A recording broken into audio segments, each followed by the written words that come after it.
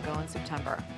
All right, Justin, let's talk tropics. Yeah, I know you've been busy, you're tracking things, you want to clarify some things, so let's get to it. Absolutely. You know, this coming week, you're going to hear a lot of chitter chatter online about this area that we are watching, and I cannot say this enough. Make sure you are getting your information from a trusted source, from a meteorologist, your team here. We've got years of experience of covering this stuff and tracking this kind of stuff. So again, there's going to be a lot of stuff online. You're going to see a lot through the next couple days. In fact, I've already seen there was a cone picture online. There is no cone. It is just a tropical wave right now and some disorganized showers. That's all we're seeing right now.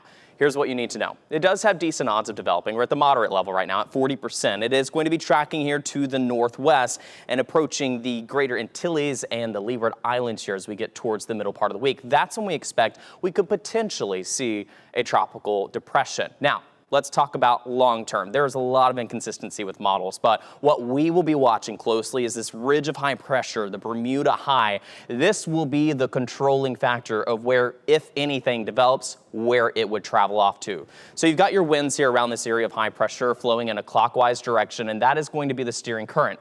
Now, if the high pressure is set up like this and it's a little bit more weak and pushed off to the north and east, this will typically lead to any type of system starting to slide here towards the Leeward Islands and eventually start to make a curve, and it kind of follows along that ridge of high pressure. Again, it all determines how strong that high pressure is. If it is weaker like this would likely bring it near the Bahamas along the east coast of Florida. This would be a better case scenario for us because we would be on the left side of anything that could develop, and the left side of systems are typically on the weaker side. So this is one scenario. Another scenario that we are going to have to watch closely is if this ridge of high pressure here builds in and gets stronger and comes closer to us. That could push the track even further south and further to the west. This is the one that would not be the case of scenario that we would like to see. Again, this is if anything does develop. So this kind of track would push this towards Cuba. Of course, if it ran over Cuba, there's mountainous regions there, so that could take a toll on anything. But then it would emerge back here into the Gulf of Mexico. This would not be our best scenario because anything that developed, we would be on likely that right-hand side.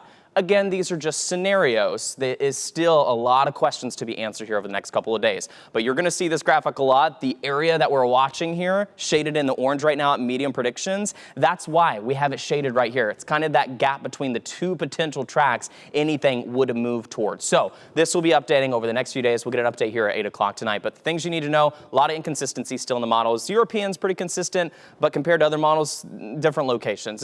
That is way up in the air. We'll get a better idea on this system by the midweek as it starts to closer to the Leeward Islands and tries to develop into something.